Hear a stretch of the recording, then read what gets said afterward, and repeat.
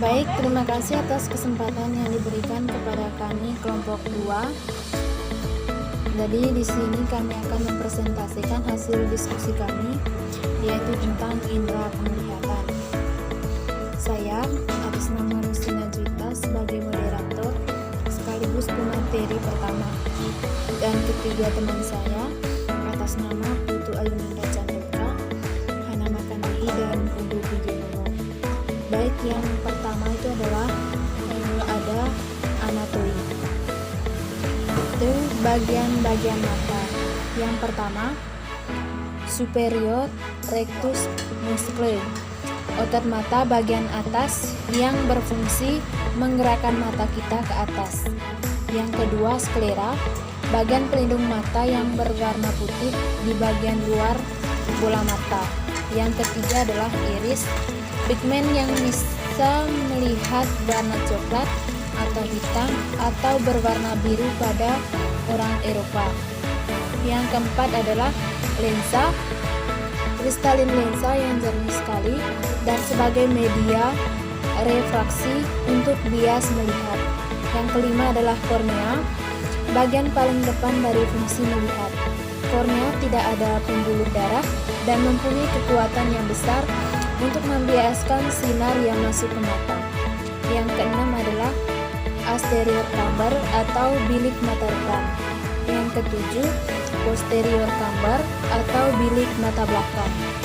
Yang berikut adalah konjuktiva, lapisan tipis bening yang menghubungkan sklera dengan kornea.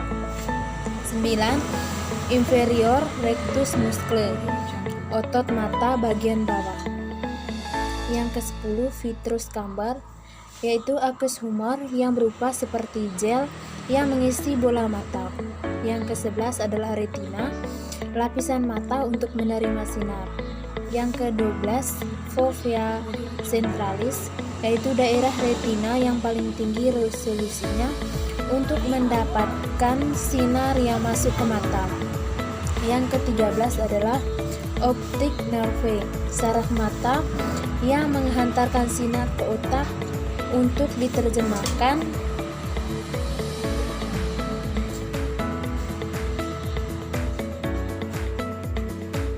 yang berikut adalah ada gambar mata dan keterangannya.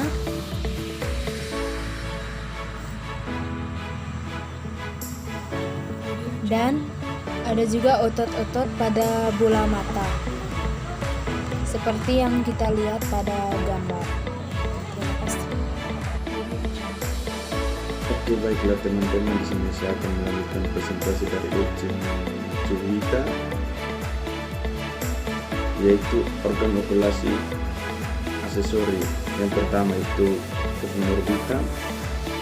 Fovum orbita itu dibentuk oleh os frontalis, os sigmoidum, os sphenoidal,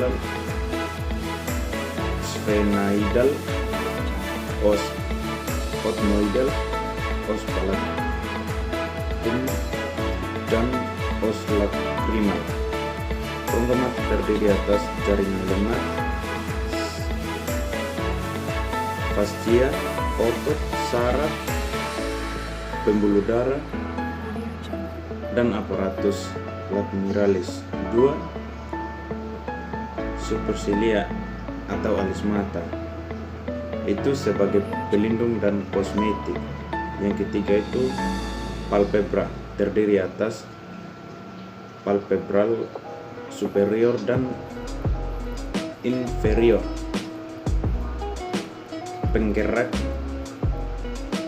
musculus lavatory palpebral, terdapat bulu mata atau silia, tarsus atau bagian kelopak mata yang berlipat-lipat.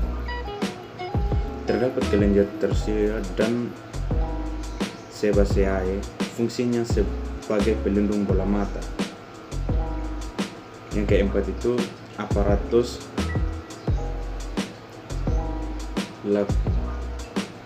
lacrimalis, kelenjar air mata. Air mata dihasilkan oleh glandula lacriminalis superior dan interior menuju saluran ductus excretorius lacrimalis, masuk ke saccus conjunctiva bagian depan bola mata, ke sudut mata canalis lacrimalis menuju ductus atau saluran nasolacriminalis, muatus nasalis inferior. Yang kelima itu konjungtiva palpebra, permukaan bagian dalam kelopak mata. Konjungtiva bulbi yang melekat pada bola mata, terdapat banyak kalender limfe dan pembuluh darah. Yang berikutnya itu mekanisme melihat. Di sini skemanya: sumber cahaya masuk ke mata melalui kornea, melewati pupil yang lebarnya diatur oleh iris, selanjutnya dibiaskan oleh lensa, terbentuk bayangan di retina yang bersifat nyata, terbalik diperkecil. Sel-sel batang dan sel kerucut meneruskan sinyal cahaya melalui saraf optik. Itu yang berikutnya itu otak mengembalikan lagi bayangan yang terlihat di retina. Nah, yang terakhir itu cahaya diinterpretasikan sehingga objek terlihat. Yang berikutnya itu mekanik melihat pada manusia. Cahaya dipantulkan oleh benda ditangkap oleh mata, kemudian menembus kornea dan diteruskan menuju pupil yang akan mengatur banyaknya intensitas cahaya yang menembus lensa mata. Daya akomodasi lensa mata mengatur cahaya agar jatuh tepat di bintik kuning retina. Di retina, cahaya yang terbentuk bersifat nyata, terbaik dan diperkecil. Pada bintik kuning, sel batang dan menuju otak.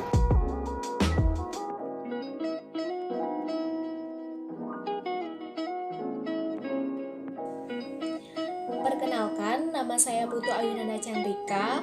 Jadi saya akan melanjutkan pemaparan materi dari teman saya sebelumnya, Umur Pinggenono. Saya akan membahas tentang adaptasi gelap. Jadi adaptasi gelap. Nah, pigmen ungu yang terdapat pada sel batang disebut dengan rhodopsin, yaitu suatu senyawa protein dan vitamin A. Apabila terkena sinar, misalnya sinar matahari, maka rhodopsin akan terurai menjadi protein dan vitamin A. Pembentukan kembali pigmen terjadi dalam keadaan gelap. Untuk pembentukan kembali memerlukan waktu yang disebut dengan adaptasi gelap atau disebut juga adaptasi rhodopsin. Pada waktu adaptasi ini, mata akan sulit untuk melihat. Lalu, selain ada adaptasi gelap yang seperti saya sudah jelaskan tadi, nah, juga ada adaptasi terang. Nah, adaptasi terang itu adalah di mana pigmen lembayung dari sel kerucut merupakan senyawa iodopsin yang merupakan gabungan antara retinin dan opsin. Ada 3 macam sel konus, yaitu sel yang peka terhadap warna merah, hijau, dan biru. Dengan ketiga macam sel konus tersebut, mata dapat menangkap spektrum warna. Kerusakan salah satu sel konus akan menyebabkan kita mengalami buta warna.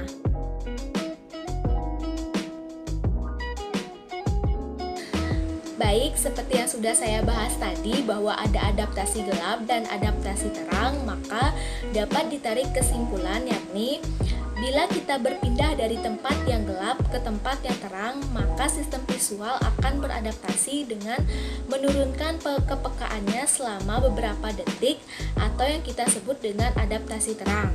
Nah, sebaliknya bila kita berpindah dari tempat yang terang ke tempat yang gelap, maka kepekaan visual akan meningkat perlahan selama beberapa menit atau yang kita sebut dengan adaptasi gelap. Nah, dengan meningkatnya penerangan, maka lebih banyak fotopigmen mengalami pemutihan, sehingga lebih banyak cahaya yang dibutuhkan untuk merangsang fotopigmen sisa yang belum mengalami pemutihan. Nah, pada saat yang sama terjadi pemutihan dan regenerasi. Regenerasi rhodopsin terjadi lebih lambat, di mana pada cahaya siang kecepatan pemutihan sama dengan kecepatan regenerasi. Oleh karena itu, sel batang kurang berperan pada penglihatan terang. Regenerasi pigmen sel kerucut terjadi cepat, sehingga bentuk cis selalu tetap ada, bahkan pada cahaya yang sangat terang. Nah, bila tingkat penerangan menurun secara cepat, mula-mula kepekaan meningkat sangat cepat kemudian melambat. Pada keadaan gelap, regenerasi penuh fotopigmen sel kerucut terjadi dalam 8 menit pertama adaptasi gelap. Dalam selang waktu ini, kilatan cahaya terlihat berwarna. Secara lambat, rhodopsin bergenerasi dan kepekaan visual meningkat sampai dapat mendeteksi setitik berkas cahaya, kemudian lebih banyak lagi cahaya remang yang dapat dideteksi dan tampak sebagai putih kelabu. Pada cahaya remang, penglihatan tampak kelabu karena hanya sel batang yang berfungsi. Nah, pada gambar berikut kalian akan melihat bagaimana sel kerucut dan sel batang yang sudah saya jelaskan tadi. Jadi, sel kerucut atau dalam bahasa Inggris yang disebut dengan cone cell adalah sel penerima sinar di dalam retina mata yang bertanggung jawab terhadap penglihatan warna. Sel kerucut akan bekerja dengan baik pada kondisi yang cukup terang. Sebagai lawannya, sel batang akan bekerja dengan baik pada cahaya yang redup. Nah, pada tahun 1935, Oosterbeek mengatakan ada sekitar 6 juta sel kerucut pada mata manusia. Sementara Curcio pada tahun 1990 mengatakan ada sekitar 4,5 juta sel kerucut dan 90 juta sel batang pada retina manusia. Sel kerucut kurang sensitif terhadap cahaya dibandingkan sel batang, tetapi sel kerucut mampu membedakan warna. Sel kerucut juga dapat melihat detail yang lebih halus dan karena memiliki respon yang cepat terhadap perubahan. Karena manusia biasanya memiliki 3 jenis sel kerucut dengan iodopsin berbeda yang memiliki kurva respon yang berbeda. Dengan demikian, manusia menanggapi variasi warna dengan cara yang berbeda. Hal ini yang membuat manusia memiliki penglihatan trikromatik. Contoh, pada kasus buta warna, 1 atau lebih sel kerucut tidak berfungsi sebagaimana mestinya. Sebagai penderita buta warna, tidak bisa melihat warna tertentu. Dan satu lagi teman-teman, jika terjadi adaptasi gelap dan adaptasi terang, maka juga akan menimbulkan perubahan pada ukuran pupil. Jadi, pupil akan membesar ketika kita berada di tempat yang gelap. Sebaliknya, pupil akan mengecil saat kita berada di tempat yang terang. Lalu selanjutnya ada mekanisme pengeluaran air mata. Jadi bagaimana sih mekanisme pengeluaran air mata tersebut? Simak berikut penjelasannya. Jadi, sekresi dari kelenjar lakrimal dipicu oleh emosi atau iritasi fisik dan menyebabkan banyaknya air mata yang mengalir melewati tepian palpebra. Lalu, kelenjar lakrimal aksesorius dikenal sebagai penyekresi dasar. Sekret yang dihasilkan normalnya cukup untuk memelihara kesehatan kornea. Hilangnya sel goblet akan menyebabkan mengeringnya kornea, walaupun jumlah air mata di konjungtiva banyak. Nah, setiap kali berkedip, palpebra akan menutup seperti resleting, mulai dari lateral, menyebarkan air mata secara merata di atas kornea.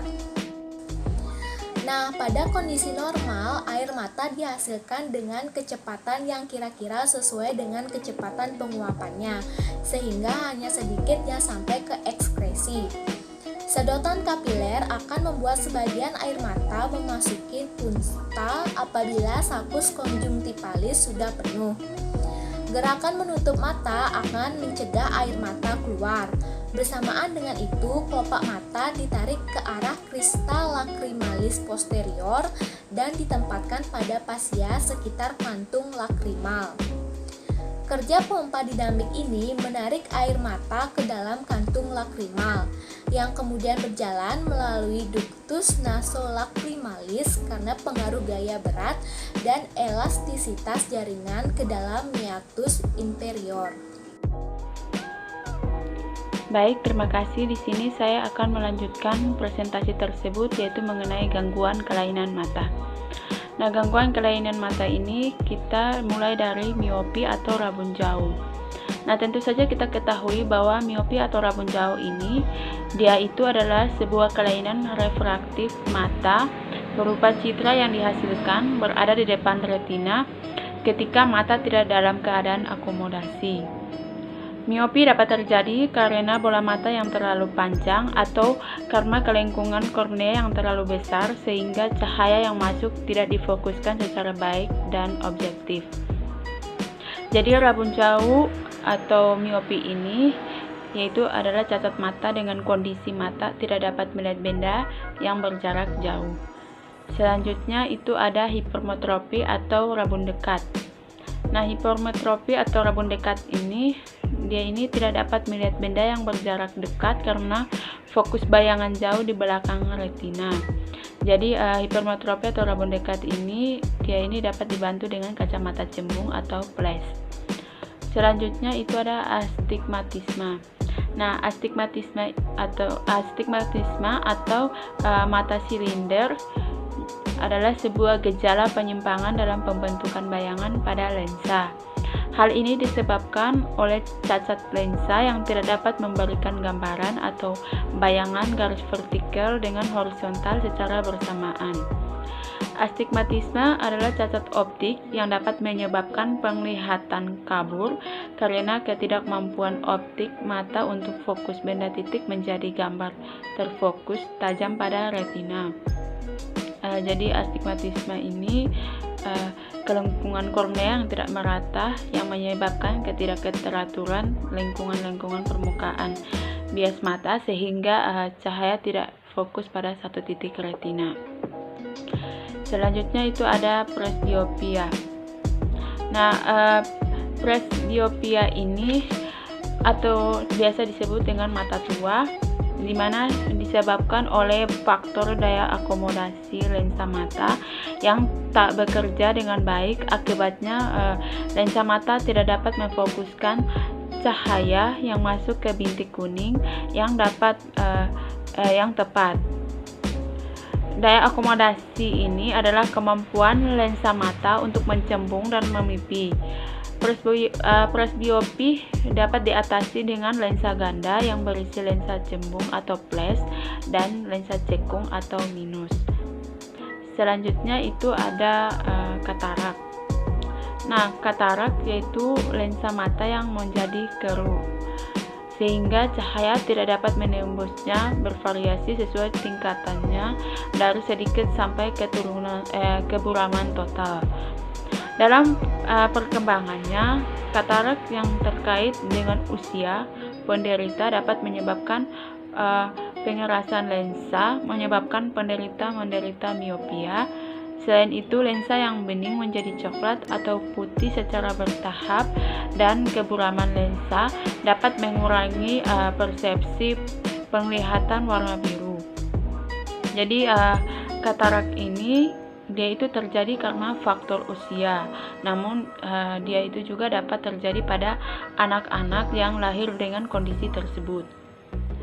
Selanjutnya itu ada konjungtivis. Nah, untuk konjungtivis ini dimana dia itu merujuk pada peradangan selaput mata atau konjungtiva atau lapisan terluar mata dan permukaan bagian dalam kelopak mata.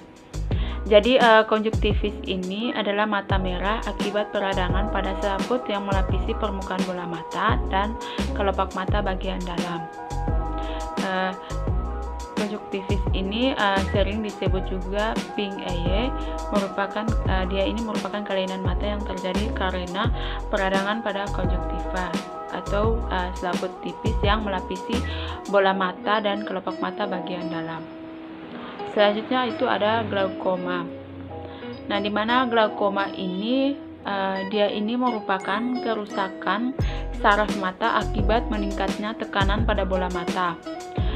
Meningkatnya tekanan bola mata ini terjadi akibat gangguan pada sistem aliran cairan mata.